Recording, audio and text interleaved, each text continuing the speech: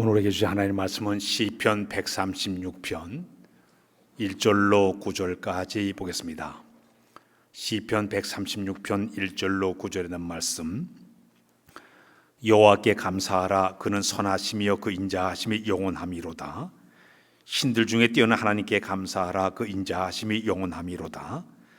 주들 중에 뛰어나신 주께 감사하라. 그 인자하심이 영원함이로다.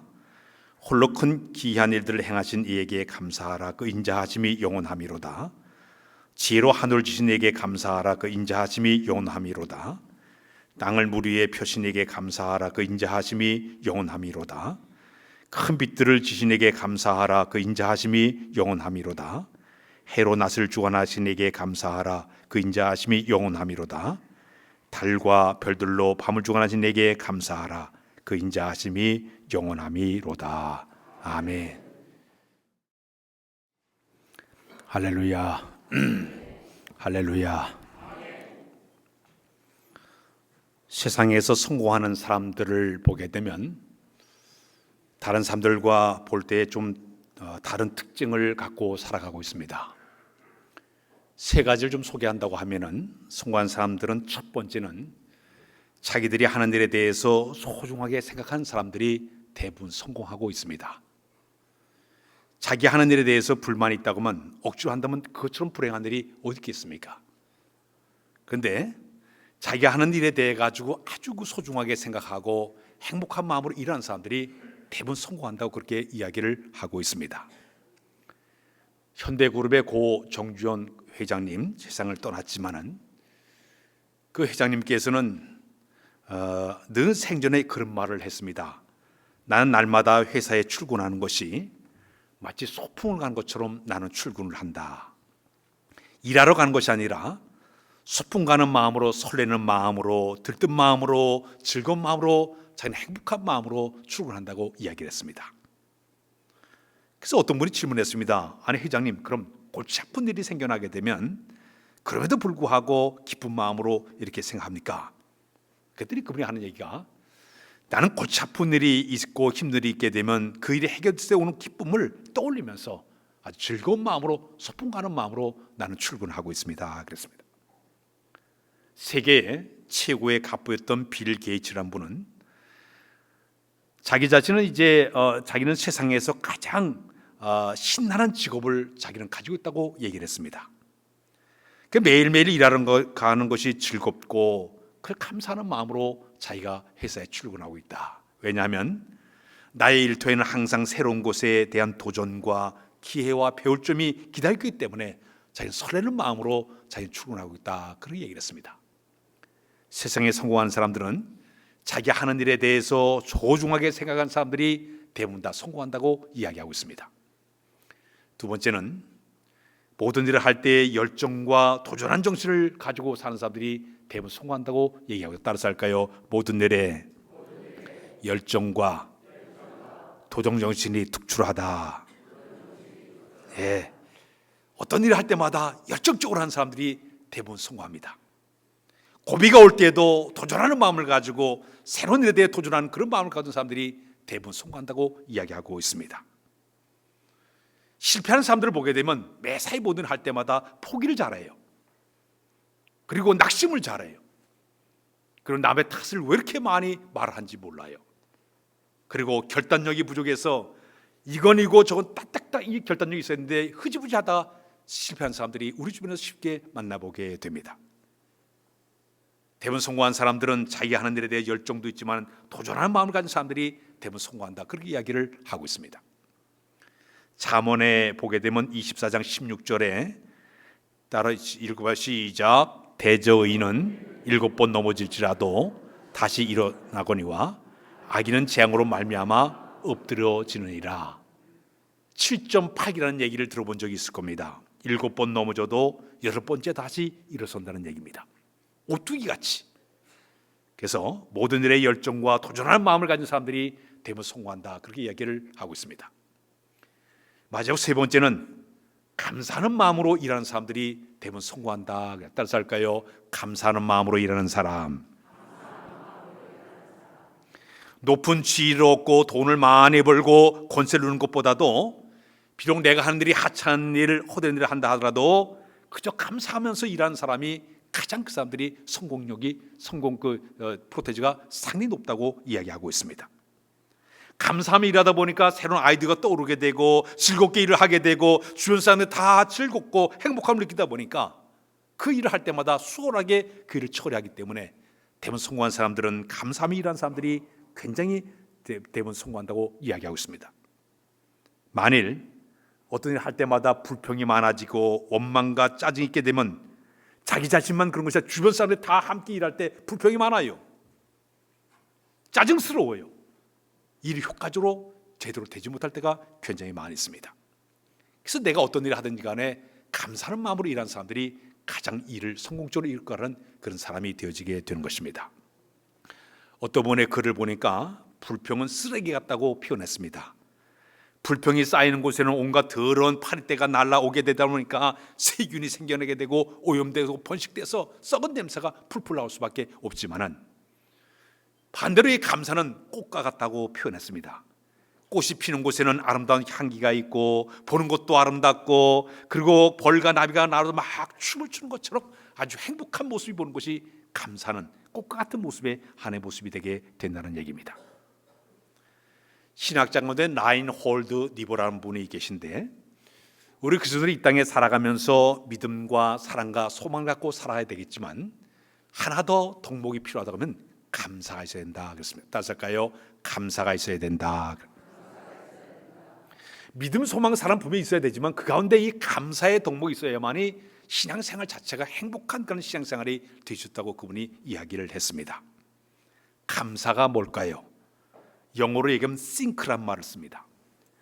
외국 사람은 땡큐 그런데 그게 think, 생각한다는 얘기입니다.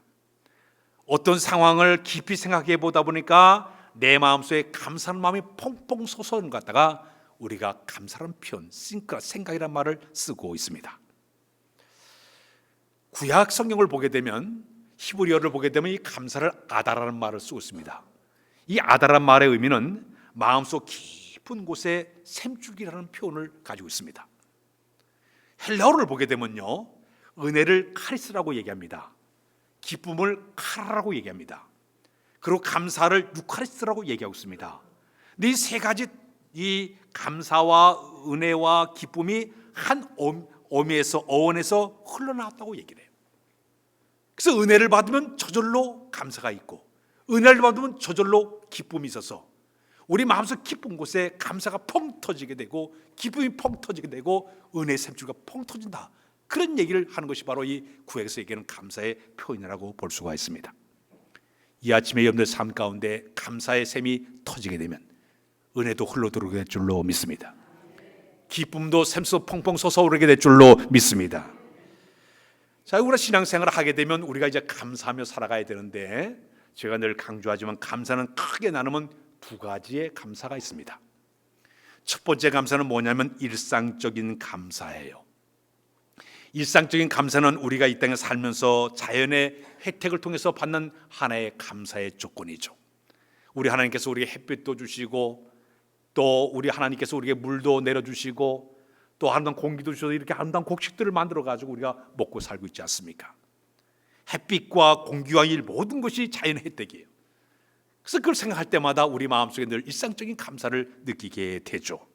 내 육신의 삶을 영역으로 인도하시는 그 하나님의 은총에 대한 감사가 바로 일상적인 감사예요. 조금 더 나가게 되면 나를 낳아주시고 기르시는 그 부모님의 은혜에 대한 감사도 있게 되겠고, 더 나가게 되면 나를 잘 가진 스승에 대한 감사가 그 안에 있게 되고, 더 나가게 되면 영적 지도를 해주신 목사님에 대한 감사도 있게 되겠고, 더 나가다 보면은 이 나라의 치안을 유지하는 경찰들에 대한 감사도 있게 되고, 더 나가다 보면 이 나라를 잘 지키는 국군 장병들에 대한 감사도 있어야 되겠고, 또 이 나라 행정을 담당한 공무원들에 대한 감사도 있어야 되겠고, 심지어 택배 아저씨도 감사하게 되는 거예요. 그 생활 속에서 우리가 주어진 일상적인 감사가 첫 번째 감사의 모습입니다. 그러나 우리 그리스도인들은 두 번째 감사가 있는데 이것은 특별 은혜에 대한 감사예요. 따라서 할까요? 특별 은혜에 대한 감사. 이것은 영적인 하나님께 주신 축복에 대한 감사의 모습입니다. 내가 원래는 하나님 앞에 내가 하나님 알지 못할 저 죄악 속에 살던 나를 우리 하나님이 선택하시고 불러주시고 하나님의 귀한 자녀로 삼아주시고 영적인 풍성대로 사는 것은 하나님의 은혜인 줄로 믿습니다. 나 같은 죄인이 구원받은 이 구원의 은혜, 이것이 바로 특별 은혜에 대한 감사의 모습이죠. 고린도전서 15장 9절에 보게 되면 사도 바울이 이렇게 고백하죠. 우리 다 같이 읽을까요? 10절에 시작. 그러나 내가 나에 된 것은 하나님의 은혜로 된 것이니 내게 주신 그의 은혜가 헛되지 아니하여 내가 모든 사도보다 더 많이 수고하였으나 내가 한 것이 아니요 오직 나와 함께 하신 하나님의 은혜로다. 사도 바울은 자기 자신이 하나님의 자녀가 되고 또 사도로 부름받은 그 자체를 하나님의 은혜라고 고백을 하고 있습니다. 사랑하는 여러분, 우리는 살아가면서 영적인 하나님의 은혜에 대한 축복에 대한 감사가 우리 가운데 넘쳐나야 될 줄로 믿습니다. 자, 문제가 생겼습니다. 근데도 사람들은 이 시대에 보니까 너무 이 감사하는 마음이 점점 사라져가고 있습니다. 과거보다 이렇게 풍요롭게 잘 살고 있는데도 모든 사람들의 마음에 인정이 메마르고 정신적으로 마음적으로 황폐하게 살아가고 있습니다. 이렇게 풍족하게 사는데도 원망이 있고 짜증이 있고 불만스러운 마음으로 우리가 살아가고 있습니다. 왜 그럴까요? 디모데후서 3장을 보게 되면 말세가 때가 오게 되면 고통하는 때가 이르니 많은 사람들이 자기를 사랑하고 돈을 사랑하고 자긍하고 교만하고 회방하며 부모를 거역하고 거기 보니까 감사하지도 아니하고 거룩하지도 아니한 이런 자들은 내가 돌아서라, 그런 말이 있어요. 말세의 모습이에요.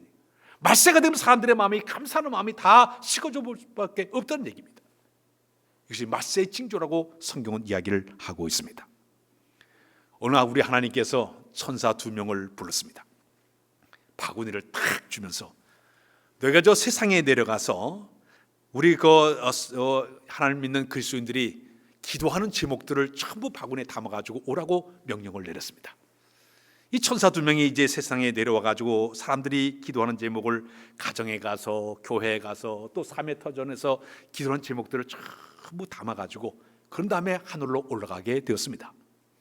근데 한 바구니는 엄청나게 꽉 차가지고 들고 가지 못할 정도로 굉장히 많았습니다. 근데 한쪽 바구니는 가벼워요. 그래서 올라가서 이래 보니까 큰 바구니 속에 보니까 거기는 달라는 기도가 왜 이렇게 많이 뭐도 주시고 뭐도 주시고 뭐도 주시고 그러면서 달라는 기도가 꽉 차가지고 바구니가 차고 넘쳤는데 이쪽 한쪽에 있는 바구니 보니까 텅텅 비어 잃어보니까 감사하는 기도 내용이 별로 없는 거예요. 오늘 우리의 모습이 바로 그런 모습이죠. 달라는 것은 많지만 감사하지 못하는 것이 바로 우리들의 모습이 되게 된다는 얘기입니다. 그렇다면 우리가 신앙생활 해나가면서 우리의 마음속에 우리의 감사의 마음을 뺏어가는 장애물이 도대체 무엇이 있을까요? 제가 감사할 때 늘 강조하는 게 있죠. 우리가 감사 생활할 때마다 장애물이 3가지가 있습니다. 첫 번째는 뭐냐면 욕심이에요. 따라서까요? 욕심. 인간의 욕심은 끝이 없습니다. 우리 하나님도 못 채워요. 커트라인이 없어요. 많이 가지면 더 많이 가지려는 것이 사람들의 마음속에 들어있는 건 욕심의 모습들입니다. 그래서 우리 마음속에 본질적으로 욕심이 우리 마음의 감사의 조건들을 다 뺏어가 버려요. 가진 것보다는 더 가지려고 노력하게 되고 자족하지 못하게 되고 더 욕심 부린 것이 바로 우리들의 모습이에요. 사도 바울은 우리 성도들이 살아가면서 어떤 삶을 살기를 원하고 있는가 하면 빌립보서 4장의 13절에 11절에 보게 되면 우리 한번 시작. 내가 군표로 말한 것이 아니니라. 어떠한 형편이든지 나는 자족하기를 배웠노니. 감사하신 사람은 내가 자족하는 사람이 감사하는 사람이에요. 있는 것으로 족한 줄 알고 그저 내 마음속에 욕심을 버리고 그리고 내 마음속에 진정한 감사를 만들어갈 때 진정한 감사자가 되게 될 줄로 믿습니다. 두 번째, 우리가 감사의 삶을 살아가는데 두 번째 우리에게 장애물은 비교의식이에요. 따스할까요? 비교의식. 어떤 사람은 지나치게 다른 사람과 비교를 많이 한 사람이 많아요. 나는 가지지 못한 것에 대한 열등감을 가지고 사는 사람이 있어요. 배우지 못한 것에 대한 열등감을 가지고 사는 사람이 있습니다. 잘나지 못한 것에 대한 열등감을 가지고 살고 있습니다. 그것이 우리 마음속에 들어오게 되면 반항심이 생기게 되고 삶을 비관하게 되고 좌절식에 빠지게 되고 절망 속에 빠지게 된 것이 인간들의 마음속에 나타나는 하나의 모습이에요. 우리의 마음속에 이런 것이 자꾸 남과 비교다 보니까 없는 것을 자꾸 찾다 보니까 마음속에 감사하는 마음보다는 자꾸 불평을 하게 되고 짜증을 부리고 원망 속에 사는 것이 감사를 빼서 하나님의 모습이 되게 되는 것이죠. 사랑하는 여러분, 우리는 내가 가진 모든 것, 환경, 공평하신 하나님 내게 준 것으로 인정을 하고 그럼에도 불구하고 감사하는 우리의 모습이 되야 될 줄로 믿습니다. 마지막에 또 우리의 감사의 조건을 뺏어가는 세 번째 장애물이 있습니다. 그것은 바로 염려하는 마음에 따라서일까요? 염려가 많아지게 되면 점점 염려가 커지게 되면 의심이 생기죠. 의심이 점점 커지게 되면 불신이 생기게 됩니다. 하나님도 못 믿게 됩니다. 염려가 점점 많아지게 커지게 되면 부정적인 마음이 들어오게 되어 있습니다. 염려가 많아지게 되면 점점 커지게 되면 비관적인 마음이 찾아오게 되어 있습니다. 부정적인 마음과 비관의 마음이 우리 마음을 꽉 지배하게 되면 감사할 것이 하나도 없어요. 모든 것이 다 원망스럽게 보이게 됩니다. 심지어 다 모든 의심스럽게 바라봐요. 불신의 마음으로 바라보게 되어 있습니다. 사랑하는 여러분, 우리 마음의 염려를 버려야만이 우리가 진정 감사의 마음으로 살아가게 될 줄로 믿습니다. M 반주라는 분이 그런 얘기를 했습니다. 하나님이 거하시는 곳이 두 곳이 있는데 하나는 하늘나라가 하나님이 거하시는 곳이고 또 하나는 감사하는 마음이 바로 하나님이 거하시는 곳이다 얘기했습니다.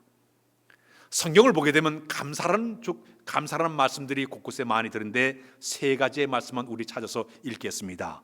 데살로니가서 5장 18절 다 같이 시작. 범사에 감사하라. 이것이 그리스도 예수 안에서 너희를 향하신 하나님의 뜻이니라. 골로새 3장 15절의 말씀을 읽겠습니다. 시작. 그리스도의 평강이 너희 마음을 주장하게 하라. 너희는 평강을 위하여 한 몸으로 부르심을 받았나니 너희는 또한 감사하는 자가 되라. 시편 100편 4절의 말씀을 읽겠습니다. 시작. 감사함으로 그 문에 들어가며 찬송함으로 그 궁중에 들어가서 그에게 감사하며 그의 이름을 송축할지어다. 감사하라. 심지어는 감사하는 자가 되라 하고 이렇게 명령을 내리고 있습니다. 오늘 추수감사절을 맞이했어요. 지금부터 420년 전에 영국에 살던 퓨리탄들이, 청교도들이 신앙의 자유를 찾기 위해 가서 120명 되는 사람들이 메이플라워라는 배를 타고서 그들이 65일 동안 2달 정도를 갖다 긴 항해를 해서 그 당시에 그들이 미국 땅에 도착하게 됐습니다. 그들이 도착한 곳이 어딘가 하면 미국의 동부 매사추세츠 쪽, 우리 한국으로 얘기하면 신우주 같이 미국의 북쪽 끝자락에 그들이 도착을 했습니다. 그곳이 바로 플리모스라는 이런 곳이에요. 그 플리모스에 가게 되면 저도 그거 가봤더니 바닷가 바로 앞에 이렇게 정자를 만들어 놓고 큰 돌에다가 큰 돌에다가 그 날짜를 정하면 1620년 처음으로 도착한 곳을 거기다가 이렇게 만들어 놓고 또 그들이 타고 온 배를 이렇게 보존해 가지고 거기다 배를 이렇게 만들어 놓고 많은 사람들이 그것을 찾게끔 그렇게 만들어 놓았습니다. 그들은 이제 추운 겨울에 도착을 해서 제일 먼저 하늘이 예배당을 지었습니다. 그 다음에 학교를 지었습니다. 마지막에는 자기의 집을 지었습니다. 그래서 추운 겨울을 지나다 보니까 추위와 굶주림 때문에 영양실조로 120명 가운데 몇 명이 44명이 세상을 떠나게 됩니다. 그 다음에 이제 봄이 돼가지고 그들이 옥수수와 호박과 감자를 갖다 파종해 심으려고 하다 잘 못하니까 인디언들이 와가지고 심는 것을 가져서 간신히 그들이 수확을 거두게 되었습니다. 수확을 거두자 인디언들을 초청을 해서 3일 동안 거기서 감사 축제를 하게 되었는데 그러면서부터 추수감사절이 시작하게 되었어요. 그 3년이 지나서 1863년도 미국의 제16대 에브라함 링컨 대통령이 11월 마지막 주일을 추수감사절을 지내서 지금까지 끊임없이 이렇게 추수감사절을 지키면서 이제 오고 있습니다. 자, 그런데 이 추수감사절 이야기 가운데 그들이 감사절을 맞이하면서 하나님 앞에 그들이 역경을 다 이겨낸 다음에 하나님께 감사글을 올렸는데 그 감사 내용이 7가지였습니다. 그 내용을 보니까 첫 번째 감사가 뭐냐? 비록 작지만 배를 주셔서 항해할 수 있게 된 것을 감사합니다. 두 번째는 한없이 느리지만 끝없이 항해할 수 있게 돼서 감사합니다. 세 번째는 항해 중에 2명이 이제 죽었으나 한 아이가 다시 태어난 것을 감사합니다. 네 번째는 큰 도시 부러졌지만 파손되지 않은 것을 감사합니다. 다섯 번째는 여인들이 파도에 휩쓸렸지만 한 사람도 떠나가지 않은 것을 감사합니다. 여섯 번째는 원주민들이 호의를 베풀어서 이렇게 농사짓게 된 것을 감사합니다. 마지막에는 이 어려운 항해 여정에도 다시 돌아가겠다는 가족이 하나도 없는 것을 감사합니다. 그런 마음으로 그들이 감사 제사를 드리게 되었습니다. 우리가 큰 것을 감사할 줄 알았더니 아주 조그만 것을 감사하는 그런 모습의 내용을 이야기하게 되었습니다. 우리가 신앙생활 하다 보면 우리가 감사 생활하게 되는데 교인들이 다 감사 생활하지 않습니까? 근데 교인들의 감사의 모습을 보게 되면 세 종류의 모습의 감사로 하고 있는 것을 보게 됩니다. 첫 번째는 1차원적인 감사예요. 1차적인 감사는 조건부 감사입니다. if, 만일에 이렇게 해주시면 내가 감사하겠습니다. 남들보다 잘 되면 감사하겠습니다. 내가 성공하면 감사하겠습니다. 참 어린애 같은 수준의 감사죠. 1차원적인 감사는 뭐뭐 해주시면 감사하겠다, 이런 것이 바로 1차원적인 감사라고 얘기하고 있습니다. 두 번째 감사는 2차원적인 감사예요. 이것은 무엇을 받았기 때문에 감사하다는 얘기예요. because 무엇을 받았기 때문에 감사합니다, 그런 표현이에요. 대부분 우리 교회에서 우리 감사하는 내용을 보게 되면 어떤 사람은 아이가 출생해서 감사하고, 입학하게 돼서 감사하고, 졸업해서 감사하고, 군에 입대해서 감사하고, 전역하게 돼서 감사하고, 승진해서 감사하고, 건강해서 감사하고, 생일 맞아 감사의 조건들이 굉장히 많아요. 이 감사의 조건들은 대부분 무엇을 해줬기 때문에 감사의 모습이라고 볼 수가 있습니다. 어느 시골 교회에서 우리에게는 감사원금들을 읽어주지 않아요. 읽어주지 않고 우리가 이렇게 감사 기도를 하는데, 시골 교회는 뭐 교인이 몇 명 없으니까 감사 헌금 봉투가 이렇게 들어오게 되면 목사님이 감사 내용을 한번 읽어주고 그렇게 기도를 합니다. 근데 그날 3개의 감사 헌금 봉투가 올라왔어요. 목사님이 이래 보니까 첫 번째 집사님이 올린 그 감사 헌금 봉투에 하나님, 방귀가 나오게 된 것을 감사합니다, 그렇게 올렸어요. 두 번째 봉투를 봤어요. 하나님, 우리 며느리가 방구가 나오게 돼서 감사합니다, 올렸어요. 세 번째 또 보니까 우리 엄마가 방구가 안 하게 돼서 감사합니다. 이게 무슨 내용인가? 교인들이 깔깔깔깔 하고 있었습니다. 이게 도대체 무슨 감사의 내용인가 봤더니,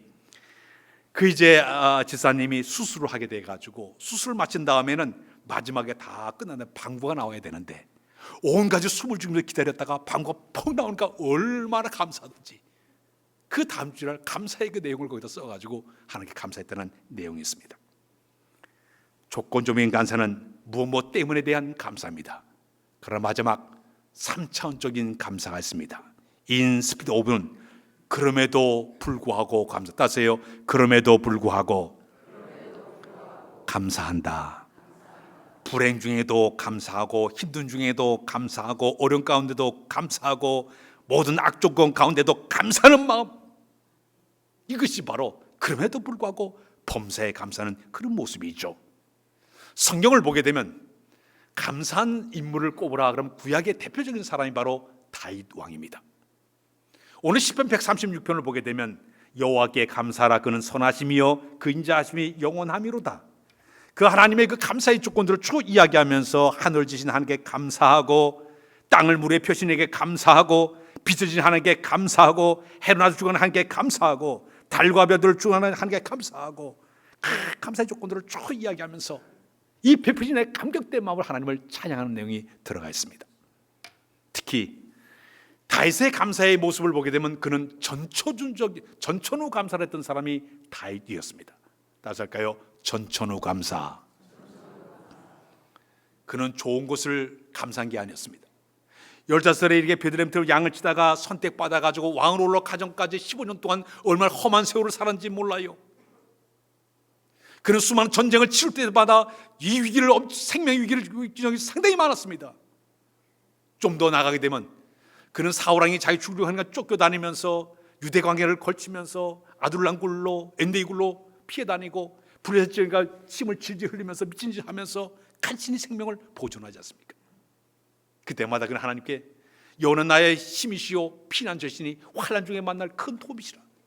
그 구원의 주님이 나의 피할 바위가 되어주시고, 방패가 되어주시고, 손방패가 되어주시고, 요새가 되어주시고, 하나님 찬양하면서 감사합니다. 이 다윗의 모든 감사의 내용들은 전부 다 전체적인 감사예요. 좋은 일에 감사가 아니라 힘들고 어렵고 고난과 역경 중에도 감사한 것이 바로 다윗의 감사의 모습이었습니다. 오늘 우리는 어떤 것에 감사합니까? 좋은 것에만 감사하려는 것이 우리의 모습이에요. 그러나 다윗은 그러지 않습니다. 험하고 힘들고 어려움에 그럼에도 불구하고 천천히 감사한 사람을 다윗의 모습은 우리도 다윗의 모습을 담아야 될 줄로 믿습니다. 신약의 대표적인 감사의 사람을 꼽으라 그러면 사도 바울이에요. 사도 바울의 감사를 저는 이렇게 표현하고 싶어요. 따라서 할까요? 가시감사. 사도 바울은 병이 있었습니다. 안질에 걸려가지고 앞을 잘 보지를 못했습니다. 신약성의 27권 가운데 반 13권의 책을 쓴 사람이 사도 바울이에요. 근데 어떤 것을 쓰다가 앞을 보지 못해 다른 사람이 대신 대피해 줄 정도로 이 안질 때문에 엄청나게 고생을 했습니다. 더욱이 그는 간질병으로 푹 쓰러져가지고 거품을 막 뿜기도 했습니다. 거기다가 이 두통 때문에 심하게 고통을 받은 사람이 바울이에요. 허리병으로 엄청나게 고생을 합니다. 온 몸이 다 종합병원이에요. 그렇게 아파요. 한 번은 고린도후서 12장에 보게 되면 하나님 앞에 육체의 가시를 뽑아달라고 2번 주께 간구했습니다. 그러나 주님은 내 은혜가 내게 좋거도다. 네가 약할 때 내 능력이 너에게 머무르게 위해서 내가 너에게 병을 줬다고 얘기하자. 알았습니다. 감사합니다. 그래서 이 육체의 가시, 그음에도 감사했던 사람이 바로 사도 바울의 모습이었습니다. 좋은 일에는 누구든지 다 감사할 수 있어요. 그러나 이 범사의 감사는 그럼에도 불구하고 역경 중에도 고난 중에도 아픔 중에도 슬픔 중에도 그럼에도 불구하고 감사하는 것이 바로 우리의 신앙이 한층 올라갈 때 가능한 감사의 모습이 되게 될 줄로 믿습니다. 특히 우리 기독교는 감사의 종교예요.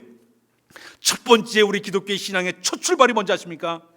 나 같은 죄인이 구원받아 그 은혜의 감격으로 시작하는 것이 바로 신앙의 출발입니다. 만약 이 구원의 과정에 이 은혜를 깨닫지 못하고 출발하면 교회에 그저 왔다가 갔다가 왔다리 갔다리 손님에 불과할 겁니다. 그러나 내가 구원의 은혜를 감격하고 내가 느낀 사람은 그렇지 않습니다. 예배 시간마다 찬양할 때마다 기도할 때마다 말씀을 들을 때마다 감격스러운 마음으로 주 앞에 예배할 수 있습니다. 그는 올바로 신앙의 출발이 잘 된 사람이에요. 의무적으로 예배드리는 것이 아니에요. 진실로 감사하는 마음으로 찬양을 불러도 기도를 해도 말씀을 들어도 사모하는 마음으로 구원의 은혜가 있을 때 가능한 줄로 믿습니다. 신앙의 출발이 바로 은혜에 대한 감사부터 출발한 것이 바로 신앙의 출발입니다. 하나님에 의해서 그것을 믿습니다. 남아프리카 공화국의 전 대통령은 고 만델라 대통령입니다. 아주 세계적인 대통령이죠. 대통령 가운데 가장 감옥에서 오래 사신 분이 바로 이 만델라 대통령입니다. 무려 27년 동안 감옥 생활했습니다. 27년 감옥 생활하다가 마침내 그가 추록하게 되었습니다. 많은 사람들이 아마 27년 동안 감옥 생활하시니까 아주 허약한 몸으로 나올 것이라고 이제 사람들이 생각하고 이제 감옥 앞에 가게 되었습니다. 70세가 넘으신 이 만델라가 나오는데 보니까 아주 건강하게 시크하게 뚜벅뚜벅 걸어 나왔습니다. 취재하는 기자가 찾아가서 물어봤습니다. 다른 사람들은 한 5년만 살아도 건강을 잃어버리고 나오는데 어떻게 27년 동안 감옥살이하면서 이렇게 건강한 모습으로 나왔습니까? 물어봤습니다. 그때 만델라 대통령은 그런 대답했습니다. 나는 감옥 생활할 때 늘 하나님께 감사했습니다. 하늘을 바라보고 감사하고 땅을 바라보고 감사하고 강제의 노동을 할 때도 감사하고 늘 감사하는 마음으로 내가 살았더니 이렇게 건강을 유지하게 되었다고 고백을 했습니다. 마침내 그는 추록한 후에 노벨 평화상을 받게 되었고 거기에 그 나라의 대통령으로 당선하게 되었습니다. 저 감옥 밑바닥에서도 감사했던 그 모습을 주님이 귀하게 보신 거예요. 오늘 사랑하는 여러분, 우리 삶의 밑바닥에 지금 있습니까? 만델라처럼 감사한 자들이 되시기를 바랍니다. 기도합니다. 하나님 아버지, 범사에 감사하기를 원합니다. 그럼에도 불구하고 늘 감사하도록 인도하여 주옵소서. 감사가 풍성한 삶이 계속되도록 복을 나리워 주옵소서. 신앙의 첫 출발인 구원의 은혜를 내가 깨닫도록 인도하여 주옵소서. 써주심에 감사하고 늘 주의 은혜 속에 사는 우리 모두가 다 되도록 은총을 도하여 주옵소서. 예수 그리스도의 이름으로 기도하옵나이다. 아멘.